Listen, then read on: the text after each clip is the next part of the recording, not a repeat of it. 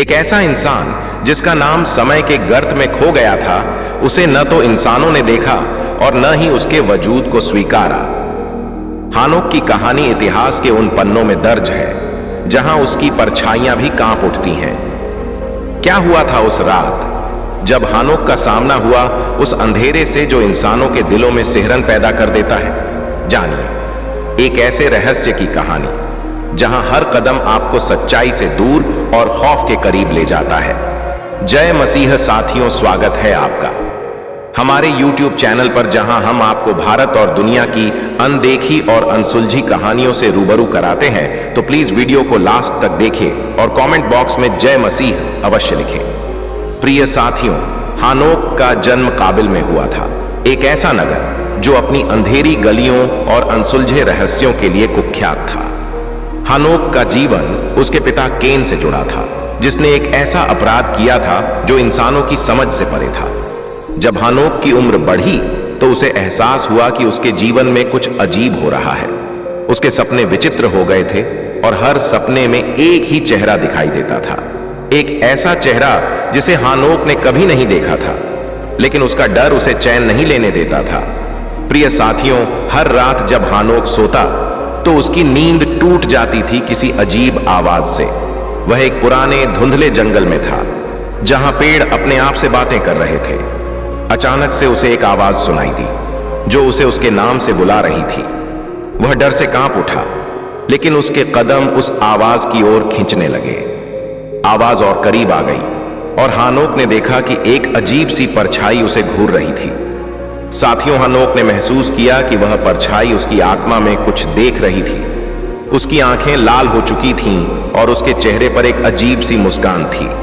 जैसे ही वह परछाई करीब आई, हानोक के पैर जाम हो गए, उसकी सांसें भारी हो गईं और वह समझ नहीं पाया कि उसे क्या करना चाहिए।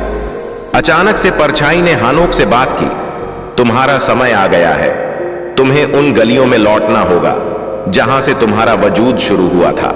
प्रिय साथियों, हानोक ने खुद को संभाला और परछाई की बातों पर गौर किया। वह धीरे धीरे उन गलियों की ओर बढ़ने लगा जहां उसका बचपन बीता था। हर गली में कुछ न कुछ विचित्र हो रहा था।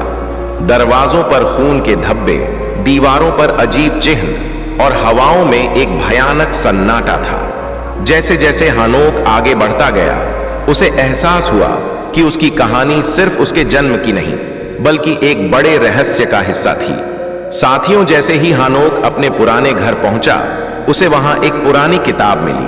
किताब के पन्ने जल चुके थे, लेकिन उसमें लिखी बातें उसकी आंखों में खौफ पैदा कर रही थीं। उसमें उसके पिता केन का नाम दर्ज था और लिखा था कि कैसे उसने एक गुप्त रीति रिवाज के तहत अपनी आत्मा को अंधेरे की शक्तियों के साथ बांध दिया था। हानोक का पूरा शरीर कांप उठा और उसे समझ नहीं आया कि वह इस सच्चाई का सामना कैसे करे। साथियों, हानोक के सामने अब दो रास्ते थे, या तो वह उस सच्चाई को स्वीकार कर ले या फिर उससे दूर भाग जाए। परंतु अंधेरे ने उसे कोई मौका नहीं दिया।